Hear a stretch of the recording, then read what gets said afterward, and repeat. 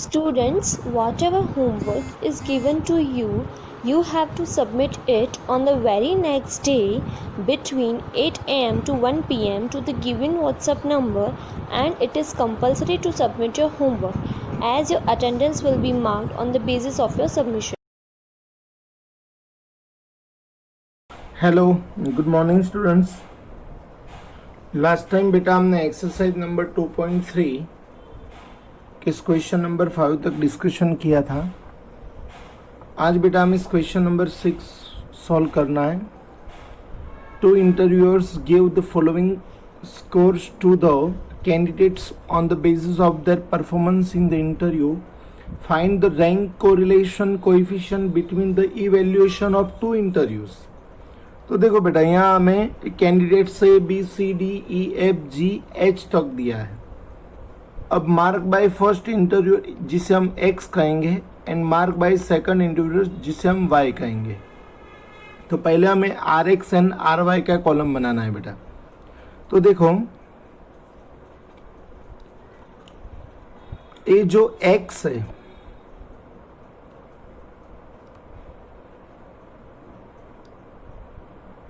तो x को हमें रैंक देना है बेटा। तो हम सबसे पहले फर्स्ट रैंक किसे देंगे? तो सबसे हाईएस्ट मार्क कितना है बेटा? 47। तो 47 को हम फर्स्ट रैंक देंगे। आफ्टर बेटा 44 second rank. After 40 third rank. 35 fourth rank. बराबर बेटा। अब देखो बेटा, 35 के बाद 28 जो है ना वो 2 टाइम्स है। 28 कितने टाइम्स है बेटा? 2 टाइम्स है। तो हमें क्या करना है बेटा? तो यहाँ जो हमारा कैलकुलेशन का एक जो कॉलम है वहाँ लिखना है हमें बेटा 28। ये पहले हमें एक बॉक्स बनाना होगा या 28 लिखना है बेटा हमें। अब देखो, ऑलरेडी हमने है ना 4 रैंक तक दे दिया था। तो अब हमें लिखना है कि 28 जो 2 टाइम्स आ रहा है, तो मान लो कि एक को 5 रैंक, एक को 5 प्लस दूसरे को 6/2, तो एवरेज क्या होगी बेटा? 5.5। तो 28 जो है इसे हम कौन सा रैंक देना है? 5.5। और यहाँ 6 रैंक फिर चला जाएगा। तो देखो बेटा, यहाँ हमने रैंक दिया 5.5, 5.5, बाद में 6 चला गया, तो 19 को बाद में 7 और 10 को कौन सा रैंक मिलेगा बेटा? 8 रैंक मिलेगा। तो इस तरह हम x को रैंक देंगे, रैंक ऑफ x मतलब कि Rx। अब बेटा हम y को रैंक देंगे। तो देखो, फर्स्ट रैंक हम किसे देंगे? तो सबसे highest value 45 first rank, 41 second, after 38, after देखो आप आफ्टर 38 के बाद क्या रहा है बेटा? तो कि 32 एंड 32 3 टाइम्स आ रहा है बेटा। 32 कितने टाइम्स आ रहा है? 3 टाइम्स। तो यहाँ इसने 5 रैंक दिया है, तो कैसे दिया? तो हमने यहाँ थर्ड नंबर तक दे दिया था, बराबर। तो अब हम कैलकुलेशन करेंगे कि 32 जो है वो 3 टाइम्स आ रहा है। हमने थर्ड रैंक तक दे दिया था, तो एक 32 को 4, दूसरे को 5, नेक्स्ट प्लस 6 अपॉन कितना करेंगे बेटा? 3। तो 15/3 करेंगे, तो हर एक को हमें कौन सा रैंक देना होगा बेटा? 5 नंबर। इसलिए इसने हर एक को 5 रैंक दिया था। तो अब यहाँ 6 नंबर चला जाएगा बेटा। तो अब 6 नहीं आएगा, बाद में जो 25 है इसे हम 7 देंगे, 24 को 8 रैंक देंगे। तो इस तरह बेटा हमें रैंक देना है। बाद में हम कौन सा कॉलम बनाएंगे बेटा? डी का कॉलम बनाएंगे। बाद में डी स्क्वायर जैसे हम रेगुलर बनाते वैसे ही बनाना है। तो डी स्क्वायर कितना मिला बेटा? 5.5।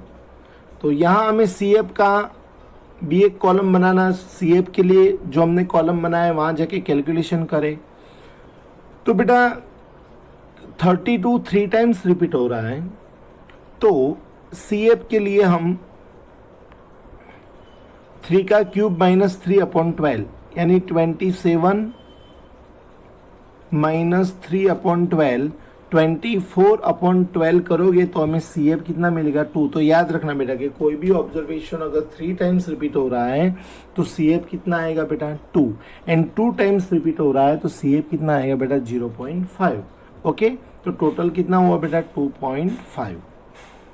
ओके, अब बेटा फॉर्मूला लिखेंगे R is equal to 1 minus 6 sigma d square plus C F upon n n square minus 1। तो बेटा हमें n6 sigma d square 5.5, C F का टोटल 2.5, n8 8 स्क्वायर माइनस 1। तो आप कैलकुलेशन करोगे तो लास्ट में आपको मिलेगा 1 माइनस 48/504। तो R इज इक्वल टू कितना मिल जाएगा बेटा 0.90। तो there is high degree of positive correlation between two variable x and y। Clear बेटा? ओके, 7 नंबर में शॉर्ट सम है बेटा। देखो 7 नंबर के अंदर इसने बोला है the constant are rank in beauty constant by 2 जजेस and the sum of square of difference. तो डिफरेंस यानी डी, डिफरेंस यानी डी, स्क्वायर एंड आगे सम, डिफरेंस यानी डी, स्क्वायर यानी स्क्वायर, सम यानी सिग्मा डी स्क्वायर हमें दिया हुआ है 214, and n is equal to total हमारे पास कितना है 10। n इज इक्वल टू हमें 10 दिया है बेटा, तो हमें n भी मिल गया है, सिग्मा डी स्क्वायर भी मिल गया है। फॉर्मूला के अंदर वैल्यू पुटअप कर देंगे बेटा तो हमें आंसर मिल जाएगा -0.30। क्लियर? नेक्स्ट सम बेटा, नेक्स्ट एंड मोस्ट टाइम पे आपको 2-3 बार प्रैक्टिस करोगे तब समझ में आएगा, ऐसे इजीली नहीं आएगा समझ में। The coefficient of rank correlation of the mark obtain by 10 students, मतलब n इज इक्वल टू कितना हुआ बेटा 10 in 2 particular subject one found to be 0.5। तो इन लोगों का जो रैंक कोरिलेशन मिला है वो कितना मिला है 0.5। Later on it was found that one of the difference of the rank of student was 7। हमें डिफरेंस कितना था real 7, but it was taken as 3। 7 के बदले हमने बाय मिस्टेक कितना ले लिया बेटा 3 ले लिया। Find the corrected value of the correlation coefficient, यानी हमें राइट आर फाइंड करना है। ये हमारे पास जो था वो रॉन्ग आर था। तो बेटा राइट आर के लिए हमें पहले राइट सिग्मा डी स्क्वायर चाहिए। सिग्मा डी स्क्वायर होगा तब ये जो डी है वो करेक्ट, इनकरेक्ट वो प्लस माइनस करेंगे। तो पहले हम फाइंड करेंगे sigma d square. Sigma d square पहले फाइंड करेंगे। इसके अंदर जो राइट है इसका स्क्वायर प्लस करेंगे, रॉन्ग है इसका स्क्वायर माइनस करेंगे। बाद में हम फॉर्मूला के अंदर वैल्यू पुटअप करेंगे तो हमें राइट आंसर मिलेगा। तो R इज इक्वल टू बेटा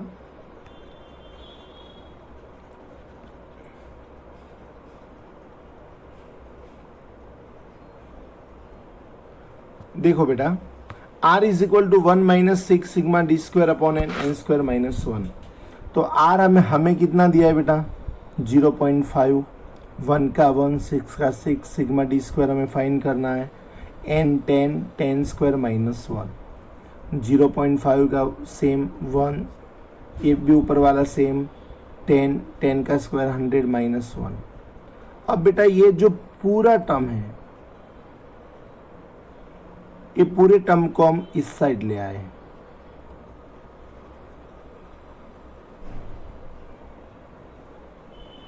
और 0.5 को 1 में से हमने क्या किया माइनस किया, बराबर। अब ये जो पूरा टर्म था वो सेम रखा यहाँ, माइनस किया तो 0 पॉइंट कितना मिला बेटा 5 मिला। अब बेटा ये दोनों का मल्टीप्लाई करेंगे हम 990 इंटू 0.5 और 6 जो है इसे हम डिवाइड में जाने देंगे सामने, तो हमें सिग्मा डी स्क्वायर कितना मिलेगा बेटा 82.5। तो पहला हमारा काम क्या है बेटा सिग्मा डी स्क्वायर फाइंड करना। सिग्मा डी स्क्वायर मिल जाए हमें बेटा, बाद में हमें क्या करना है, तो बाद में हमें बेटा लिखना है कि correct sigma d square equal to sigma d square minus wrong d square plus correct d square. तो हमारे पास सिग्मा डी स्क्वायर कितना था 82.5। अब जो राइट था वो 3 था, तो 3 का स्क्वायर, और रॉन्ग जो था वो 7 था, तो 7 अरे सॉरी रॉन्ग 3 था, तो 3 का स्क्वायर, राइट था 7, तो 7 का स्क्वायर बेटा। तो 82.5 माइनस 9 प्लस 49, तो हमें आंसर मिलेगा 122.5। अब बेटा हम लिखेंगे कि correct R is equal to 1 minus, यहाँ एक वर्ड में प्लस कर रहा हूँ, right sigma d square, only sigma d square नहीं, 6 into right sigma d square upon n square minus 1। तो 1 का 1, 6 का 6, अब राइट सिग्मा डी स्क्वायर कितना है, तो 122.5। देखो, क्योंकि अगर राइट नहीं लिखो तो बाय मिस्टेक आप 82.5 ले लो तो मिस्टेक हो जाए। बाकी तो जैसे हमने आगे कैलकुलेशन किया था वैसे ही करना है बेटा। तो हमको राइट सिग्मा डी स्क्वायर कितना मिल जाएगा बेटा 0.26। तो ये भी एक बेटा मोस्ट टाइम भी हमें ध्यान से जरा क्लियर कर लेना।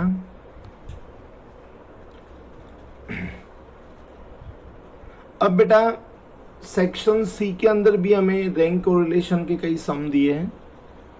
तो ये सम के अंदर देखो बेटा फॉर 10 पैर, तो n इज इक्वल टू 10 मिल गया।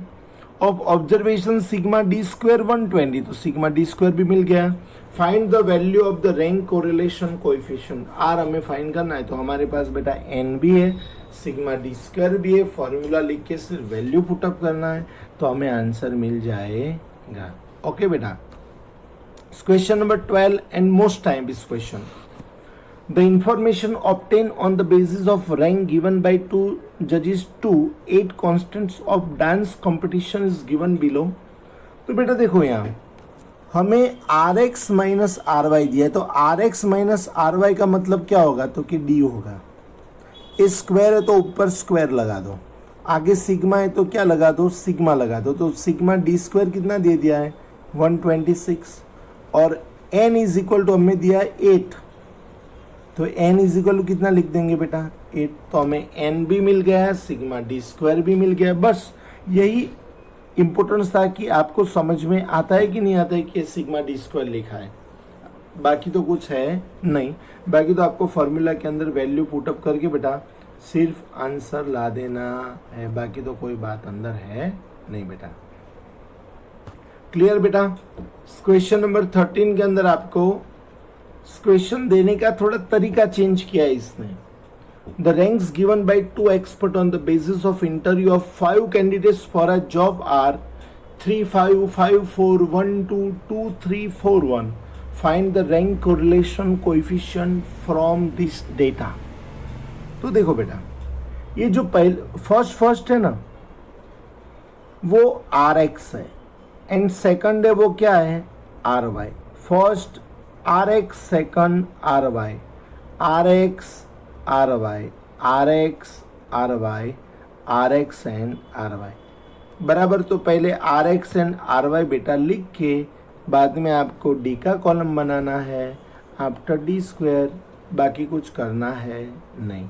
तो बेटा इतना आप नोटबुक में अच्छी तरह लिख लेना, बाकी डिस्कशन है वो हम नेक्स्ट टाइम करेंगे। Okay bye.